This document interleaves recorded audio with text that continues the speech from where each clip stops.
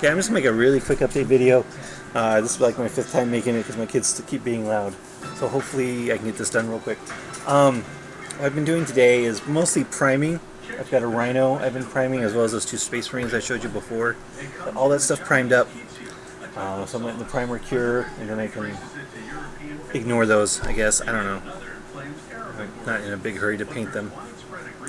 What I did paint today, though, was this little ammo rent guy. See if I can get a decent focus on it. Tomato ketchup recipes vary only slightly, as consumers expect a certain familiar tomatoey taste. This U.S. company produces all-natural ketchup. Come on, here we go. Certified organic ingredients. Come on, camera, stop. There we go. Come on. So anyway, this didn't take very long. I just did a really quick paint job on it. The skin is the way I've been doing all my grots, which is a wash of scorpion green, followed by washes of sepia and thraka green. And still really like the way it turns out.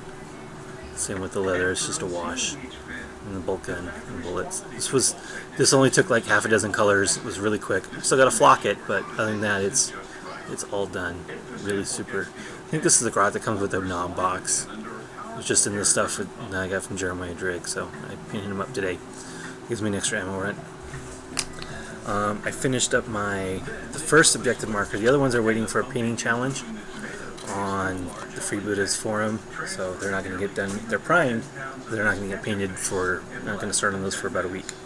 So I did do the base, and I added a slimy oil sludge. Let's see if it comes out on video. But I used colored washes, trying to give it a oil slick effect, and it's not showing up on camera. But then I used the gloss coat to give it that slimy look. So, and then I added some dust along the edges here. My first steps going, which will eventually end up working with some source lighting, but that's my first attempt at. It's just like the dust from the ground has gotten on the sides. The bubonic brown, which is the main color. Anyway, somebody asked me in my last video how this thing lights up. Let me show you. Battery box just pulls out. I grab a couple of AAA batteries. I hope it's a couple AAA batteries. There they are. And stick them in there. And that lights it up. I gotta go on camera because it's a very bright LED, and I don't know how to do the exposure, but that's what it looks like lit up. Oop, yeah, that's way too bright for the camera.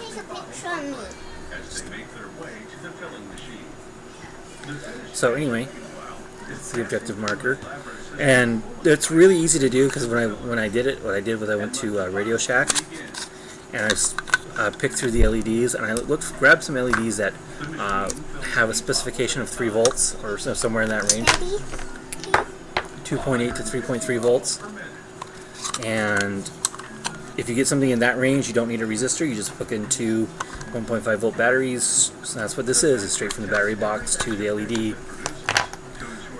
But again, you have to look at the LEDs and get the ones with the right voltage range. If you get ones that are too low, they'll blow up. If you get ones that are too high, they won't light up. I got the Lobbas done. So here are the Lobbas. I didn't do anything fancy or sophisticated with the paint job. I just painted everything bolt gun and gave it a wash of Devlin mud and then a very light dry brush of chainmail to bring out the edges.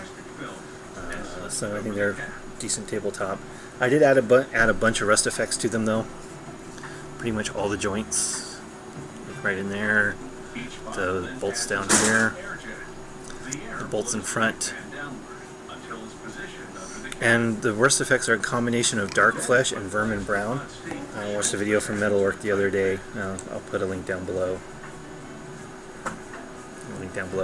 And he has a really cool video where he made a resin cannon he ordered from some resin bits company in Europe. And he did a really awesome rust effect with vermin brown, and I have the color. I rarely use it because I really hate it as far as brown, for using it on leather on orcs, but for rust, it really works well because it's a very orangey brown, so it gives you that orange tint that rust usually has. And I used and kind of blended it with some dark flesh for the dark brown. And yeah, the rust actually looks really good. See it running down there. So yeah. So those are the Lobbas. The Lobbas are done. I made that. The Lobbas are done. And so yeah, I guess that's it for my update video.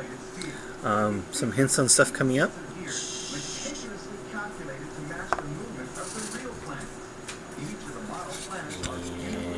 And sneak peeks.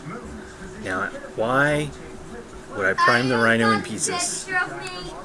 That is the question on videos to come. Thanks for watching.